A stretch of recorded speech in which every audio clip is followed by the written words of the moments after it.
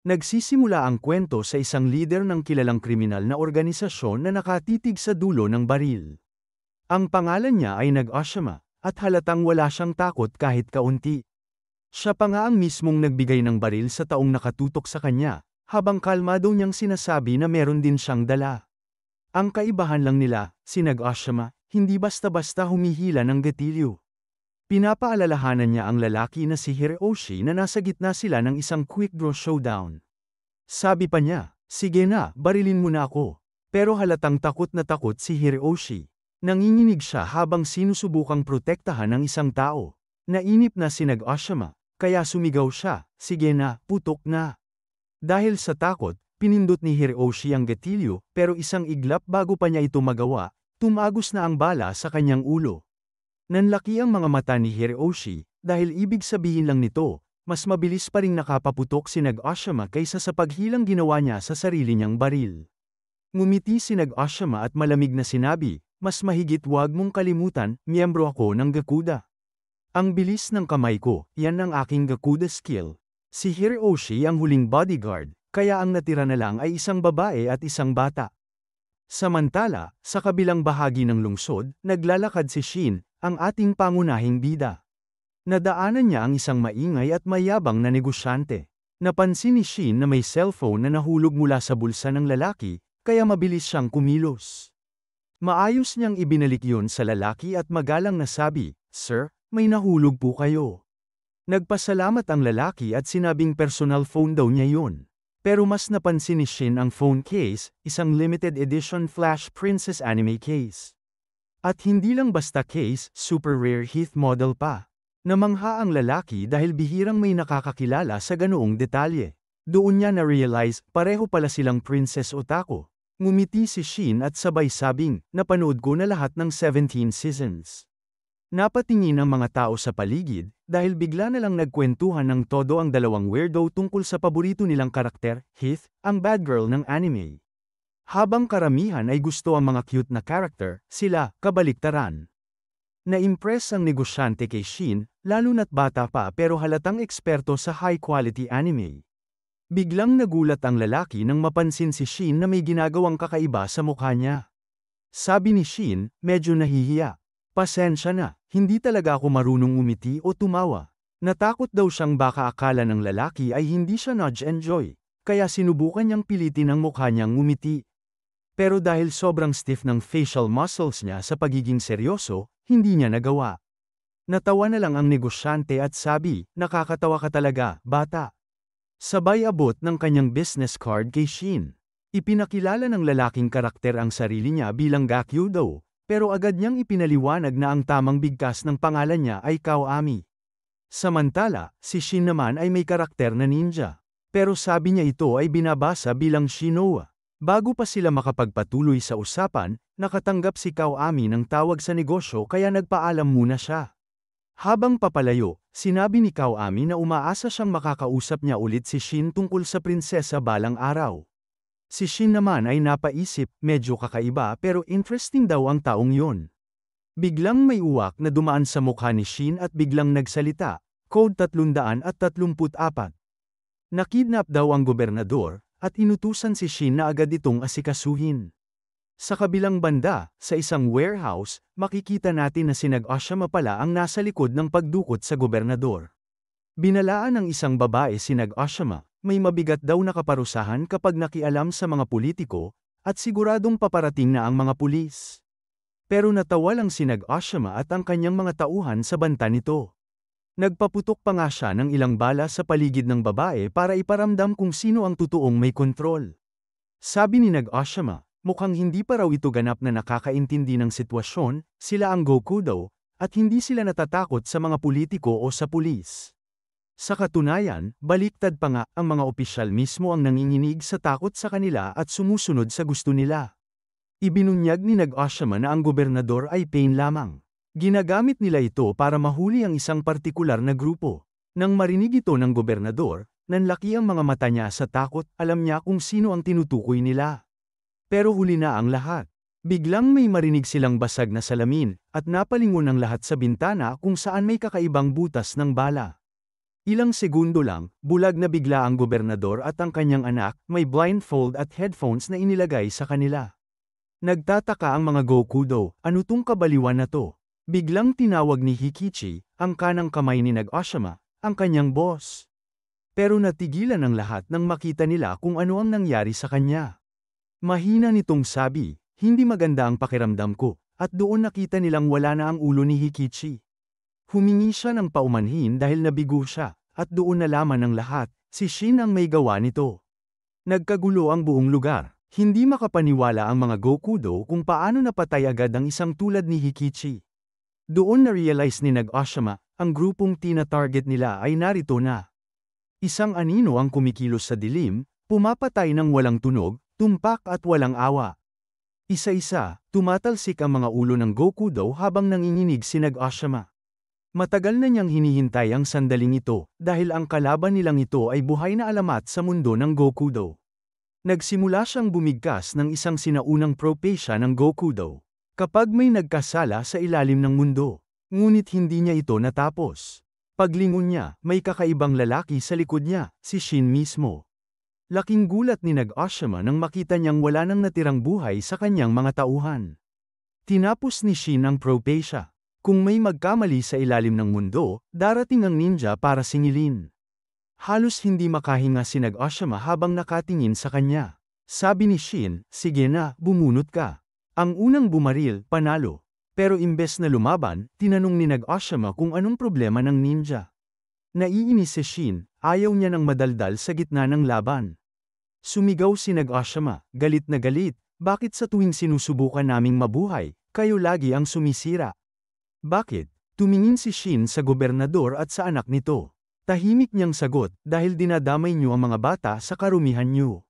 Kaya hindi ako kailanman makakatawa o makakangiti.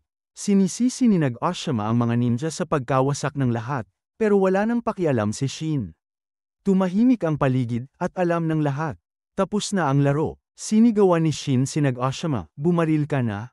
Kaya mabilis na pumutok si Nag-Oshima, pero kahit anong bilis ng bala, wala itong sinabi sa kidlat na galaw ni Shin. Sa isang kisap mata, umiwas si Shin sa bala at pinugutan si Nag-Oshima gamit lang ang sariling kamay. Nanlaki ang mga mata ni Nag-Oshima, hindi siya makapaniwala. Hindi lang siya natalo sa bilisan ng pagbunot, nilampasan ni Shin ang bilis ng bala mismo.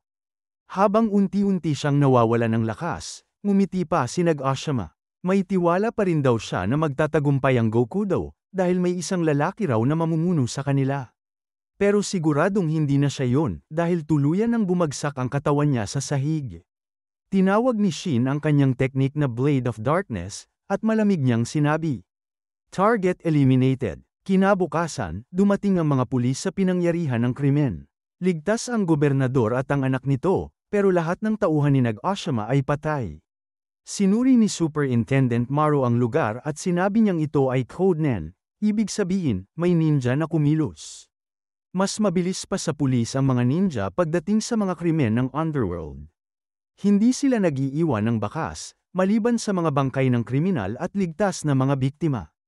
Ang mga ninja sa modernong panahon ay hindi na naglilingkod sa kahit kanino. Hindi sila binibili ng pera, kapangyarihan, o batas ng bansa. Gumagalaw sila ayon sa sarili nilang panuntunan, mga anino ng katarungan. Mga anti-hero na pumapatay sa kasamaan. Isa sa mga investigador ay hindi maiwasang humanga sa kanila, habang si Maru naman ay nagtataka, ano kaya ang itsura nila. Samantala, sa ibang lugar, nakita ng ilan sa mga dating kaklase ni Shin si Shin mismo. May nagtanong kung iimbitahin ba siya sa party, pero agad sumagot ang isa. Wag na, hindi naman yan ngumiti. Hindi bagay sa party. Narinig yun ni Shin. Mahina niyang sabi habang papalayo. Hindi dahil ayaw kong ngumiti, kundi dahil hindi ko talaga kaya. Naalala ni Shin ang sinabi noon ng doktor, bunga raw ng trauma ang kakulangan niyang ngumiti. Malabo na sa kanya ang alaala ng kabataan, pero isa ang malinaw. Ang mukha ng isang lalaking may tattoo, na brutal na nananakit ng tao. Habang pinagmamasdan niya ang mga taong nakangiti sa paligid, sinabi niya sa sarili. Kung ako lang naman ang hindi makangiti, ayos lang. Basta sila, masaya. Ilang araw ang lumipas, nilipol ni Shin ang isa pang grupo, ang Morgudo. Galit na galit siya sa karumal-dumal nilang mga gawain. Habang nililinis ang lugar, may napansin siyang mga kakaibang coupon na may amoy na parang kemikal. Kinagabihan, dumalaw siya kay Grandpa Kai. Ginamit pa ni Shin ang kakaibang teknik para buksan ang bote ng soda, at natuwa si Kai. Mukhang nalampasan mo na talaga ako, bata, sabi niya habang nakangiti. Tinawag ni Kai ang teknik ni Shin na Blade of Darkness, isang atake na kasabay ng tunog ng nabibiyak na sound barrier. Ipinakita ni Shin ang mga coupon, at agad na amoy ni Kai ang halimuyak ng droga. Papel na binababad sa likidong droga, at kapag kinagat o dinilaan, tinatamaan agad ng tama. Sabi ni Kai, may bago raw na droga na kumakalat sa Tokyo, posibleng ito ngayon. Ibinahagi ni Shin na kakaiba ang kilos ng Gokudo nitong mga nakaraang araw.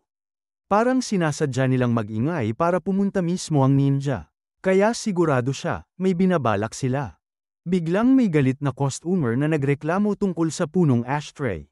Ngumiti si Kai, at sa isang iglap, nalinis niya ito gamit ang bilis ng isang tunay na ninja master. Ilang daang taon nang pinuprotektahan ng mga ninja ang bansang ito. Wika ni Kai. Isa siya sa 8 Imperial Ninja, at nanumpa siyang kapag muling gumawa ng gulo ang mga Gokudo, buburahin niya silang lahat. Kinabukasan, abala si Shin, tumatakbo, hingal, at mukhang kinakabahan. Pagdating sa isang tindahan, napagtanto niyang na late siya. May limited edition na items ng Princess Anime na lalabas lang ngayong araw. Agad siyang pumila sa dulo, at sa kanyang gulat, nandoon din si Kawami. Kaka-release lang ng bagong episode ng Princess, kaya sobrang dami nilang napag-usapan. Pakiramdam ni Kawami, parang matagal na silang magkaibigan dahil sa sobrang magaan ang usapan nila. Si Shin naman ay napaisip kung ito ba'y kapalaran, ang muli nilang pagkikita. Pagkatapos gumastos ng sobra sa merch ng Princess, nagpasya silang kumain sa labas. Habang kumakain, galit na galit si Kawami habang inaalala ang eksena ng pagtataksil sa anime. Kilala si Kawami sa kainan, palakaibigan, palabiro, at laging nagbibigay ng mga aral sa buhay. Tumawa ang lahat matapos magbiro si Kawami, kaya sinubukan ni Shin sumabay. Ayaw niyang magmukhang bastos o antipatiko dahil lang hindi siya nakikinig sa saya ng iba. Pero kahit pilit, hindi nagbabago ang mukha niya, hindi talaga niya kayang ipakita ang tuwa. Gusto niyang mabago yon, at may suhestyon si Kawami. May kaibigan ka ba? Tanong ni Kawami. Wala, sagot ni Shin. Sabi ni Kawami na ang pinakamabilis na paraan para magbago yon ay makipag-ugnay sa iba. Gumawa ng koneksyon, pero pinaalala ni Shin na kung hindi nagmumukha ang emosyon sa mukha niya, halos imposibleng magkaroon siya ng kaibigan, pati sa school, hindi siya nakaka-fit in. Naiintindihan naman ni Kawami, at agad niyang sinabi, sige, magiging kaibigan kita. Naguguluhan si Shin, biglang may umihip na hangin palabas ng bibig niya. Tiningnan siya ni Kawami at nakangiti, nakita mo yun. Tawanan yun. Iyon ang unang tumawa ni Shin sa buhay niya, at sobrang tuwang-tuwa si Kawami para sa bago niyang kaibigan. Nagkausap pa sila tungkol sa Princess, pero kailangan ng magtrabaho ni Kawami. Pero okay lang, nagpalitan sila ng contact at nagplano na ituloy ulit. Agad na gustong pumunta ni Shin sa restaurant ng grandpa niya para sabihin, kahit minsan lang, nakabuo ako ng kaibigan. Pero tumanggap si Kai ng mensahe mula sa uwak at napagdesisyonan niyang magsara ng maaga. Samantala, nagkita naman si Kawami at ang driver niyang si Yusawa. Pinapaalala ni Yusawa na malaki ang papel na gagampanan ni Kawami sa darating na panahon. Habang nasa kotse, nagbago ang ekspresyon ni Kawami at sinenyasan siya ni Yusawa na lumabas ang tunay niyang mukha. Tanggal niya ang damit sa itaas at lumitaw ang mga tato sa katawan niya, marka ng Gokudo. Sabi kay Kawami na gulo ang pamilya nila. Dinudurog ng mga ninja ang kita nila, humihina ang Gokudo, at maraming batang miyembro ang tumatalikod at sama-sama sa mga Nunyakuza gang. Sabi ni Yusawa, mas madali raw kung tatayo si Kawami bilang leader ng Gokudo, pero ayaw ni Kawami. Mas gusto niyang maging simpleng office worker at manatiling shadow boss sa ilalim. May plano si Kawami para harapin ang mga ninja, mukhang konektado ito sa mga drug-laced na papel, coupon na nakita ni Shin. Dumating naman si Shin sa restaurant ni Kai. Pero sarado na dahil maaga siyang nagsara. Sa isa pang base ng Gokudo, naglalaban-laban na ang dalawang faction nila, puro sigalot. Pumasok si Kawami sa pulong at ibang tao talaga ang dating niya, seryoso, malamig, at may awtoridad. Siya ang tumawag sa meeting at ipinakilala ang sarili bilang Tekamote Shadow Boss.